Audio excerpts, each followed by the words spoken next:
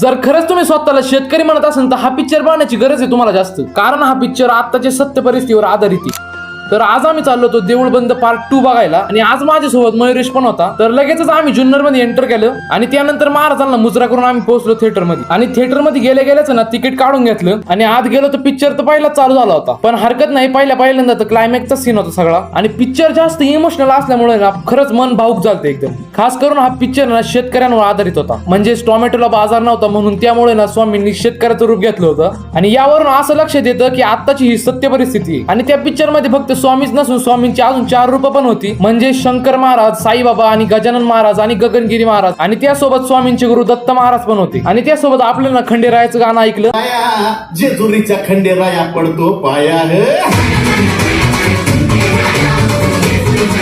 म्हणजेच आज आहे ना आपण एका पिक्चर मध्ये किती देवांची रूप बघितली. शेवटी ना स्वामींनी सर्वांना दर्शन दिलं आणि पिक्चर संपला. आणि पिक्चर तर खरंच खूप इमोशनल होता. आता तुम्ही म्हणशाल या पिक्चरची आपण जास्त जाहिरात केली, पण पिक्चरच असा असल्यामुळे ना खोटं तरी काय बोलता. आणि असंच मराठी पिक्चरांना सपोर्ट राहू द्या.